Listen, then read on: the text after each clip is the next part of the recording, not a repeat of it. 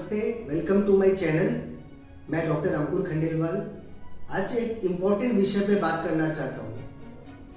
हमारे सोसाइटी में एक मिथ है कि अगर मरीज अस्पताल में आता है और खासकर अगर वो आईसीयू में जाता है कुछ गंभीर बीमारी की वजह से और उस पर अगर वेंटिलेटर लगाया जाता है तो वो मरीज वापस नहीं आता।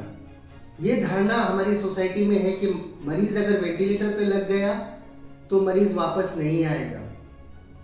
बट ये किस हद तक सच है और किस हद तक इसे हमें मानना चाहिए, इस विषय पे बात करने के लिए आज हमारे साथ एक आईसीयू स्पेशलिस्ट है जो कि दिल्ली एम्स से अपनी सुपर स्पेशलिटी डिग्री लेकर वापस हमारी सिटी में आए हैं। अब एम्स गुवाहाटी में एज अ फैकल्टी वो काम कर रहे हैं। काफ़ी सालों का एक्सपीरियंस है क्रिटिकल केयर का। तो हम डॉक्टर अनिर्बान भट्टाचार्य जी के साथ आज बैठे हैं। सर हमें बताएंगे कि सर जो लोग सोचते हैं कि आईसीयू में जब मरीज जाते हैं और कोई भी गंभीर बीमारी की वजह से उनको वेंटिलेटर पे लगाया जाता है तो उनका ये कहना है कि वेंटिलेटर पे लग गया तो अब तो मरीज नहीं आएगा। तो सर आप इस चीज़ को क्लियर कर सकते हैं, क्योंकि धीरे धीरे अगर इस भरोसे से लोग आईसीयू में मरीज लाएंगे तो इससे हम भी डिमोरलाइज हो जाते हैं। तो इस चीज़ के बारे में आप कुछ बताइए। क्या वेंटिलेटर मतलब डेथ या वेंटिलेटर मतलब सर्वाइवल भी है? तो ये एक मिसकंसेप्शन सोसाइटी में होता है कि मरीज वेंटिलेटर पे चला गया मतलब अभी और चांसेस है नहीं, तो उससे कभी वो पेशेंट वापस नहीं आता है। तो ये एक गलत धारणा है। ये जानने के लिए कि वेंटिलेटर से पेशेंट वापस आएगा कि नहीं, पहले हमको जानना पड़ेगा हम वेंटिलेटर का यूज़ कब करते हैं और क्यों करते हैं। तो वेंटिलेटर एक मशीन होता है जिससे सांस मशीन के ज़रिए पेशेंट को दिया जाता है। इसका मतलब ये नहीं होता कि पेशेंट का अपना सांस एकदम ज़ीरो है, नहीं है, ये नहीं है। सपोर्ट करने के लिए, पेशेंट के ब्रीदिंग को सपोर्ट करने के लिए हम वेंटिलेटर पे लगाते हैं। कभी कभार कुछ पेशेंट्स आईसीयू में आते हैं अनकॉन्शियस स्टेट में आते हैं, बेहोशी के हालत में आते हैं। तो जो बेहोश पेशेंट होते हैं उनमें एक रिस्क रहता है कि पेट का जो कंटेंट है, हमारे स्टमक का जो कंटेंट है वो लंग्स में फैल जाए और लंग्स को खराब कर दे। उसको हम लोग मेडिकल टर्म में एस्पिरेशन बोलते हैं।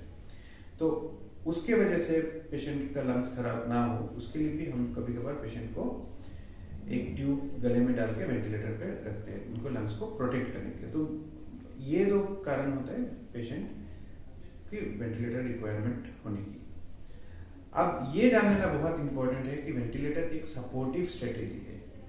पेशेंट जब बहुत सिक है, क्रिटिकल कंडीशन में है, तब वेंटिलेटर का यूज उसके ब्रीदिंग को सपोर्ट करने के लिए और उसको लंग्स को प्रोटेक्ट करने के लिए हम इस्तेमाल करते हैं। तो ये एक सपोर्टिव ट्रीटमेंट है। किस वजह जो बीमारी लेके पेशेंट आया है उसका ट्रीटमेंट नहीं है वेंटिलेटर। उस बीमारी से जब जितना टाइम पेशेंट को उभरने में लगता है, ठीक होने में लगता है, उस दौरान पेशेंट को जो जिसकी ब्रीदिंग की सपोर्ट की आवश्यकता होती है उसके लिए वेंटिलेटर की ज़रूरत होती है। अब आप मुझे पूछेंगे कि डॉक्टर साहब मेरा पेशेंट तो वेंटिलेटर पे चला गया, अब तो उम्मीद है कि नहीं है। तो इसका सरल उत्तर ये है कि जिस बीमारी के चलते वो वेंटिलेटर पे गया है उसका प्रोग्नोसिस, उसका चांसेस क्या है, उस पर डिपेंड करता है आपका पेशेंट वेंटिलेटर से ठीक होके बाहर आएगा कि नहीं। हमारे पास कई पेशेंट्स ऐसे आते हैं जो निमोनिया लेके आते हैं, जिसमें हम एंटीबायोटिक शुरू करते हैं, लेकिन उस मरीज को निमोनिया के चलते कभी कभार उसका ब्रीदिंग एडिक्वेट नहीं होता है, वो सांस नहीं ले पाता है। उस दौरान हम पेशेंट को वेंटिलेटर पर रखते हैं, लेकिन निमोनिया ठीक हो जाता है तो वो पेशेंट वेंटिलेटर से निकल जाता है।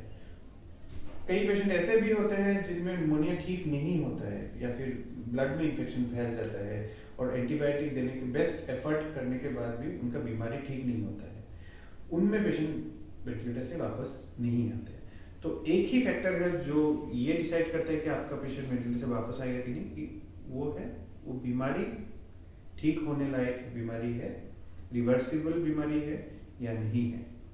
तो इसमें डिपेंड करता है आपका पेशेंट वेंटिलेटर से वापस आता है कि नहीं। लेकिन ये सोच लेना कि मेरा पेशेंट वेंटिलेटर पे चला गया मतलब और कोई चांस है नहीं, ये एक गलत धारणा है।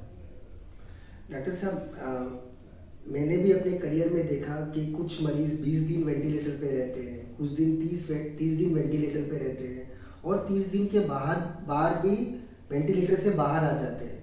तो आपके करियर में भी ऐसा देखा होगा आपने कि काफ़ी दिन वेंटिलेटर पे रहे उसके बाद भी बाहर आ गए आईसीयू से। हाँ, ऐसे कई पेशेंट ऐसे होता है। तो हम लोग जो देखते हैं कि जो वेंटिलेटर पे मानो 100 पेशेंट गया है, उनमें से 80 पेशेंट बहुत जल्दी वेंटिलेटर से वापस आ जाते हैं। 10-20 पेशेंट रहते हैं, उनको वक्त लगता है, उनका बीमारी ठीक होने में वक्त लगता है, उनको मांसपेशी डेवलप होकर फिर से सांस लेने की क्षमता आने में, इंडिपेंडेंटली क्षमता आने में वक्त लगता है। बट हाँ, प्रोलॉन्ग वेंटिलेशन के बाद भी कई पेशेंट ऐसे हैं जिनको 20 दिन वेंटिलेटर लग गया, 25 दिन 23 दिन वेंटिलेटर लग गया, उसके बाद भी धीरे धीरे पेशेंट इम्प्रूव होते हैं। तो अब हमारे दर्शकों को ये क्लियर हो जाना चाहिए सर की बातों से कि वेंटिलेटर जान बचाने के लिए होता है, ना कि पेशेंट मरीज को वेंटिलेटर पे डाल दे और वो उसकी जान चली जाए। हाँ, कुछ मरीज बहुत ज़्यादा सीरियस होते हैं, उनकी बीमारी ठीक नहीं हो पाती, उसकी वजह से वो वेंटिलेटर से बाहर नहीं आ पाते, बट बाई एंड लार्ज बहुत सारे मरीज वेंटिलेटर से बाहर आ जाते हैं, है ना sir? Thank you so much.